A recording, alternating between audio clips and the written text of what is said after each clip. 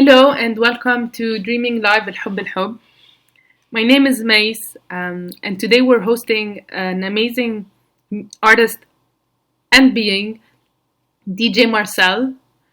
As a disclaimer, this episode was recorded late last year, around December or November 2020, and now it's ready to come out. So the idea behind this episode was to really contemplate this whether or not the dance floor is really a place of freedom. So I've been curating events since I was about 14 or 15. I'm 33 now.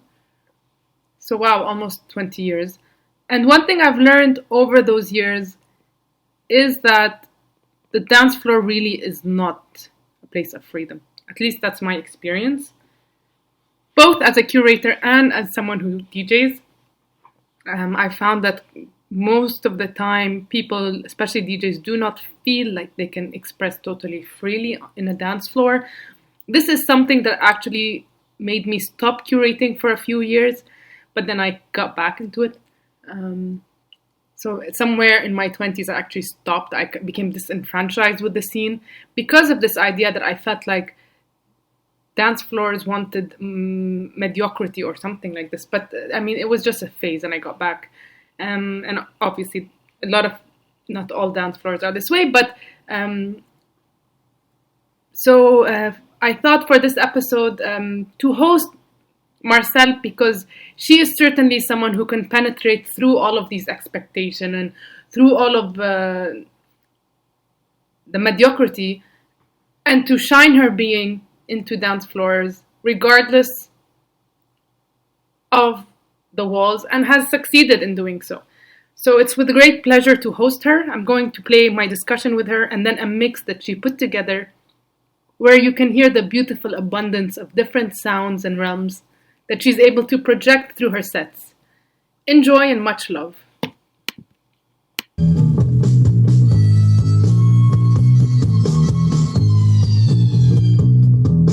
Hi.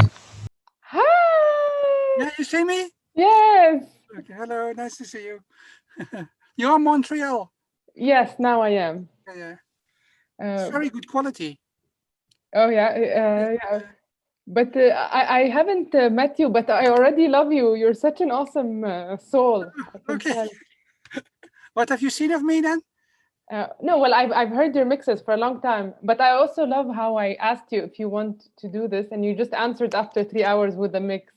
Oh, okay, yeah. But one day I'll come. I was gonna play in Montreal, I think. Oh yeah, I know Dan Pelletier. 2 months ago or something. I don't know. 3 months ago, I don't know. Yeah, I know my friend. He's very into your music as well. Yeah. His name is Daniel. Hopefully next year everything will be. Yeah, it will be. Yeah, I think so. But I've been kind of lucky, is in the sense that I, despite the pandemic, and of course most gigs are being cancelled, I still get asked to do things for money. So that's nice, like mixes and interviews or even gigs. So wow, that's great. Yeah. It's been a tough year, but it's tough, but also some good things I think came out of it. Like I think there's a new consciousness. Do you think so? I think lots of people want to get as much flying as possible and I'll do other things. If you miss things, you want it even more, I think. Yeah. I'm not sure whether so many things are gonna change. Really? That's really sad. Yeah, but what about in the? I feel also a lot of people are listening to deeper music, so maybe things will change after. Yeah, it's good to be optimistic. We don't know. I don't know. I just do my thing, and yeah, that's the best. Me too. I took refuge inside myself because I'm working in elder care, and it was really hard. Oh, it's been really hard. So you've been affected with persons around you with COVID. Yeah. Yeah. So it's Yeah, but the vaccine has come, and they already started vaccinating our patients and stuff. So it's good. Yeah.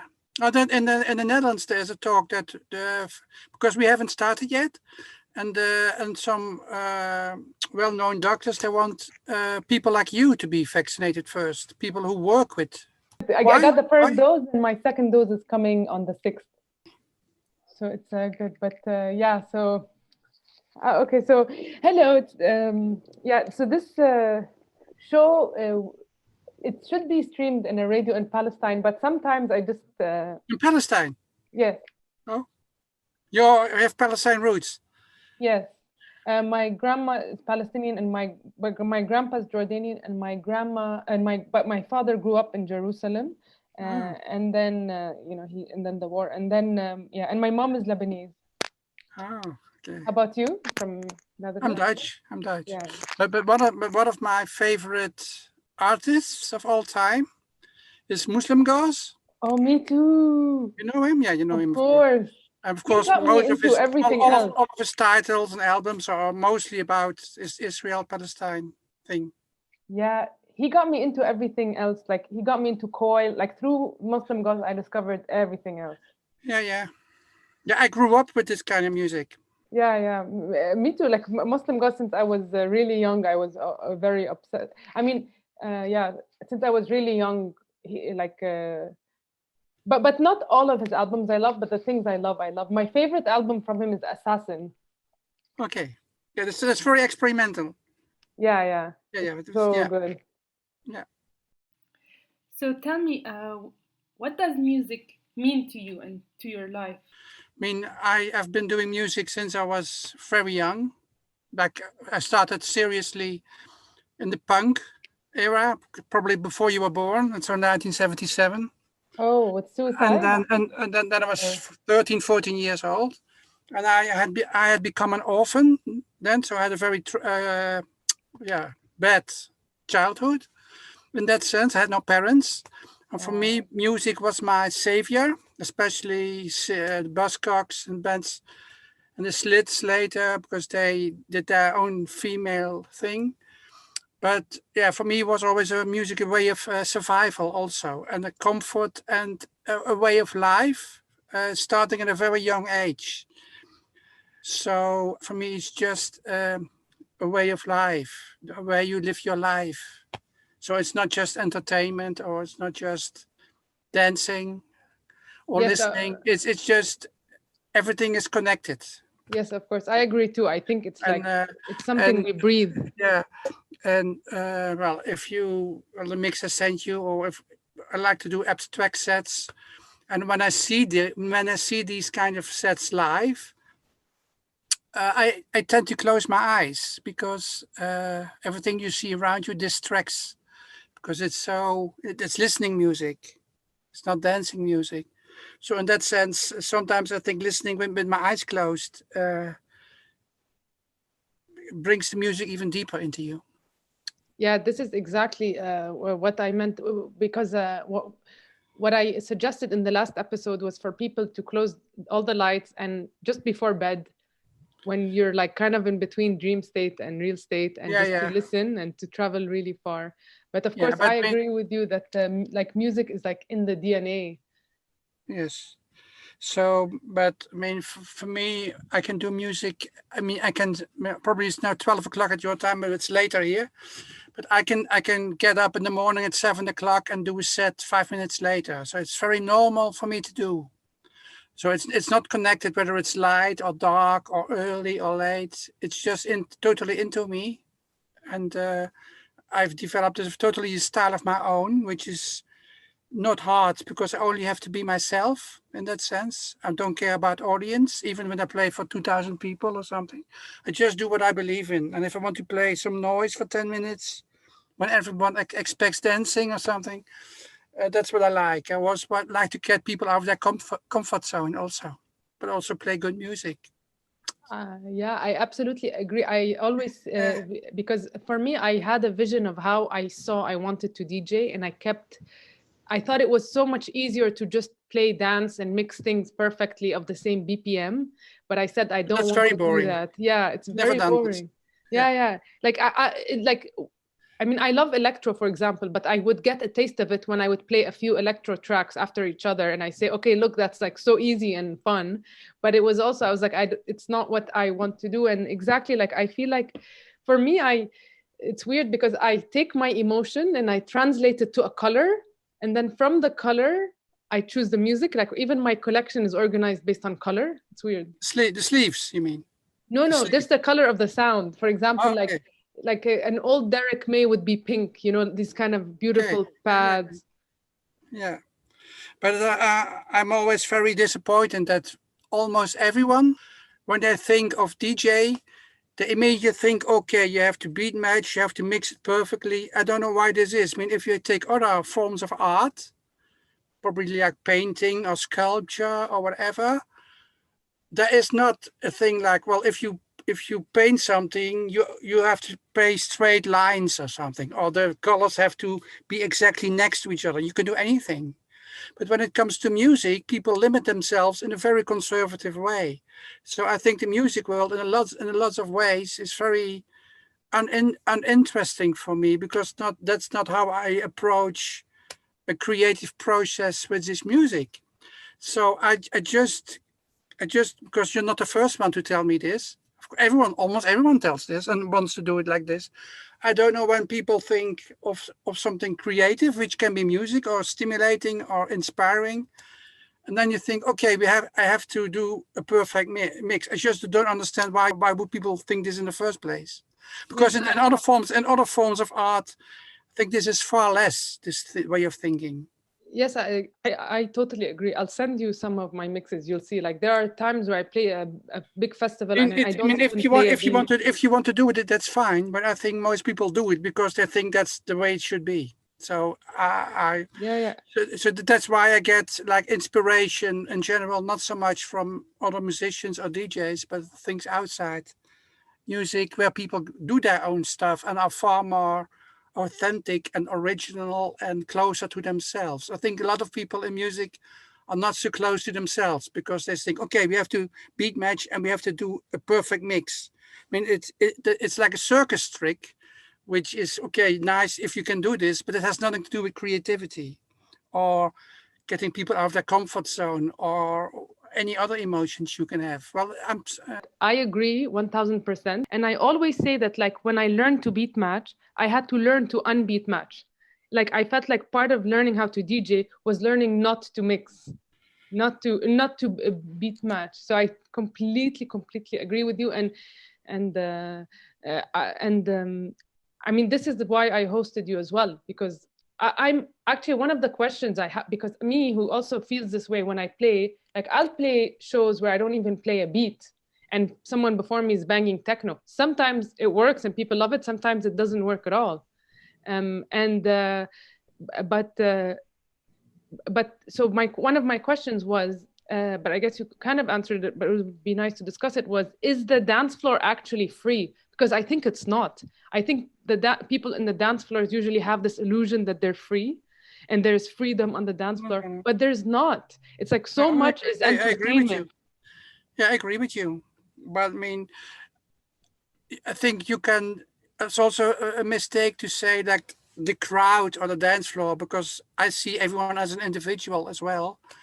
And there are people who really love to hear the same music all evening, like it's one big song for 3 hours, perfectly beat match. And if they're happy with it, I mean, that's fine for me. But for me, it's uninteresting. But the thing is, like it's with everything in a mass, when many people are together, people start to behave like each other, and especially like in Germany. I played a lot in Germany, and all this techno thing. It's almost a military atmosphere. Everyone's doing exactly the same. Right. And when I became a professional DJ, which was originally a long time ago, and it happened organically, so I didn't choose it; it just happened. I made a point for myself to make it interesting for me in the first place. But the effect was that it's impossible when you see me, almost impossible to all behave in the same way, because it's too weird. and you never know what the music is going to be in 5 minutes. And I play 3 tracks on top of each other. So the effect is that everyone has to decide for his or herself how to cope with this. You can leave as well. I mean, but you can do anything. So I had this freedom created for myself from the very start. So I don't have this problem that I have to do what the audience wants, like so many DJs and producers do. They think, okay, I want to be liked. I want everyone to do this. I mean, I never had this problem. You see, and you know what's weird to me? And I made a name for myself doing this. And yeah, it's going very well. So I mean, you know what? It's weird to me that some people they collect music for personal and music for the parties. You know, it's like really like for me, I play what's the most personal. Sometimes I play like church music in a party. You know, for example, like after the Drew McDowell show. No, he played he played the third helix. And you know and it was like peak time after, you know, you're supposed to, but what I wanted to play was Aguirre of Popol Vuh, you know, like and that's what it just felt perfect for after hearing this. And sometimes like I'll but there's only like 4 people I think or 5 in the world that do this, and it's crazy because so many people are DJs and there's not that many people who just but I think one of the advantages, but and also the disadvantages, I think also with the digitalization. I mean, as you can see, I play with vinyl, and for me that's also out of discussion. I mean, I would never do it otherwise. Otherwise, I would stop, because you know, well, if you see me, she paid a lot of money for these records. I believe in what I do. It's not easy. I mean, I'm not downloading music for free and play it. And I always say you can download music, but you can't download creativity or authenticity. And that's one of the, I think, disadvantages is that nowadays, everyone can be a DJ, because I mean, you can download music and you can play it live on your computer or whatever on the USB. So there is no barrier anymore to make it convincing for people to DJ. You see what I mean? And exactly, I have many, especially many young women coming to me who see me as some kind of role model, and they say, and they always ask me, well, Marcelle, I want to be a DJ. Can you tell me how to do this? But they never tell me, Marcelle, I like this and this music, and I would like to share with other people, because that's the way how I start. I just want to share music with other people. But they skip the first part of being a music fan, but they just want to be a DJ, because of course it's a glamorous thing, and it's, I don't know, there are many reasons why people are DJs. So for me, always then it already goes a bit wrong. So I used to curate events. I've always curated events, and I never wanted to DJ until I could DJ the way I thought. Like I wanted to be able to play everything, not just like and not to just mix like 123 BPM with one. Like I wanted to be, and so I didn't DJ until actually like my friend Vladimir Ikovic. He told me, "Mace, go and DJ," and I used to do events. I used to book all the artists that I liked and everything. Vladimir Ikovic, is that a German guy now? Confused me. Yes. It's German guy with the beard. Yes. Oh, we know each other too. Yeah. You know? Sorry? We know each other too. Oh yeah, I'm sure. Yeah. Okay. Yeah. But he encouraged me to. He said, "Go and you're ready. Don't worry." And I used anyway, and because I used to kind of have. Also, like I got really inspired with the dance floor. Like I would book artists and then they wouldn't play free, and I would be so upset. And then I stopped doing shows for a long time, and then I got re-inspired to start. But anyway, I want to say that for me, DJing is like curation. It's like the same way as a museum has paintings. I feel like I'm presenting things that I believe in, or you know, like. Yes. It's not about pleasing or entertaining or and especially, you know, like I don't want them to get drunk and have fun and go home, forget, you know, I want to present something. Like I want to, it's like, so I see DJ as a curation. When people ask me, what do you do? I always say I'm a curator. Like this is my main. It's nicely put, yeah. Yes, that's nicely. Yeah. It's cutting off. Yeah, so I want to, it's some questions. How do you feel? Sorry, it's cutting off. Can you hear me? Hello? It's cutting off. Hello? Hello? Yes, I'm here. Yeah. Oh, sorry, it was cutting off. But yeah, so I wanted to, one of the things I want to ask you is, how do you feel when someone says, I DJ one sound only, like I'm a house DJ or I'm a hip hop DJ? Or I think you should never be that dogmatic or something. I mean, if you have a good techno set, or I mean, I really love dub, for example. I've done mixes for 3 hours because he's got a huge catalog, and this can be nice. But in general, I mean, I think everyone should do what they want. But I think most people are just very boring in the music. And so that's I guess it's not very inspiring. I mean, of course, I'm a bit older, so I've been into lots of music scenes. But it's similar. Like, I mean, when I started off with punk bands in 1977, and then 3 years later, people still were playing the same kind of music. You see what I mean? It's boring. I think music should be about freedom. And for me, it's not so much about an individual style, but more about freedom and independence and surprise. And also for me, it's important to stay ahead of the audience, so that the audience never knows what's coming. So, and if yeah. And what do you think is the role? Hello, sorry, can you hear me? It's cutting off. I can't.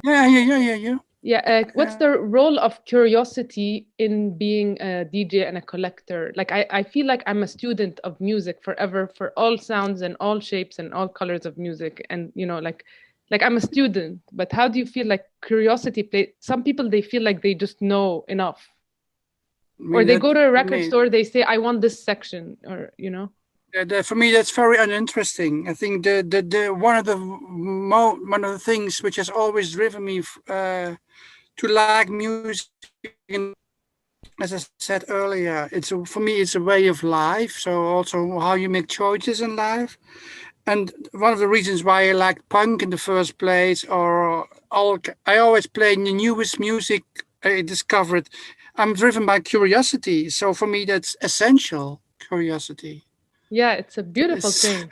So if it, and also in playing new music as well. I mean, obviously, I've got 20,000 records or whatever because I've been buying music for a long time. But it's always that I buy new music, and I don't. And when I play live, I don't want people to think, oh, there is this older woman playing older music. I'm far more modern than most young DJs, because I play the real newest music, the newest development, and because I play with 3 decks, I also create something new. It's kind of live composing. So if you're not curious, music would be dead for me. It would be uninteresting. I think even in life, if you're not curious, I die, because that's true. It's true. So anyway, you can't separate my music with my life. So it's not something different. So curiosity is extremely important. I think age is really about curiosity in a way. Like, if you're still curious, you're still young. I am in my 50s, so I mean, I've also been a lot of. But I'm driven by curiosity, and also sometimes there's music which you don't even know whether you really like it, and I think that's also often a good sign. Yeah, and how does it feel? That it gets you out of your comfort zone. Yeah, and sometimes you don't like it at first, but you like it after. It clicks. Yeah. How does it feel when you're like completely in the creative flow and you're playing and you're in that magical flow? I mean, as what I do every time for music is that I'm very creative. I never do the same set twice. I surprise myself. Like 2 days So I played Beethoven and Bach together with dance music. So it was very surprising for me as well. So when I'm creative, I'm happy. And when I can be creative, I am happy.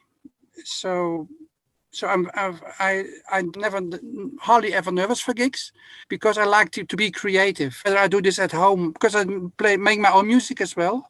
I've released many records. Yeah, that also makes me happy. Just makes me. So in a way, it has nothing to do with what other people think of this. But of course, it's my profession, so it's I need to play. But it's going very well. But being creative makes me happy. Yeah, same. And all the artists that I love are artists because I always say in my previous episode that you can hear the freedom of someone through their work, through their art, through their expression. You can hear the freedom and so for me, what really drives me and what actually really makes me like your set and your expression is to hear that freedom. So it's a really beautiful thing, and I think that it's this kind of freedom that usually changes the world to better instead of just conforming to things. So it can change individual people, certainly. But one at a time, to question the norms and to question what's being given to them and to start taking their own path. Yeah, that's true. And it usually leads to a place of peace and love, I think, through music. Yeah, but peace and love is not also always good. I think sometimes you have to fight for your. Oh yeah, of course you have to fight to. I always refer to Nietzsche. He has the three metamorphoses, where first you're a camel, you carry all of society's burden on your back, and then the second stage you're a lion, you start to fight for your space, but the third you're a baby and you start to create, and you have. Yes. Yeah, it's nice. Yeah. And I think great art, I hear that baby, the voice of someone new, someone. That's true. That's nice. Yeah. So, okay, I guess that's it. I don't want to make it too long so that the mix is also more important. Yeah, thank you. But it was beautiful to talk to you too. And much, much love. And thank you. And keep shining the light from your inner self. I will. You too. Bye-bye. Bye. Bye-bye. Bye-bye. So now I'm going to play the mix by Marcelle. I always say you have to, as Coyle said, you have to listen to all of the sky and sometimes for just one signal. So Marcelle, as I said, she plays the sky. So listen and enjoy. Much love. Here's another nice mess you've gotten me into.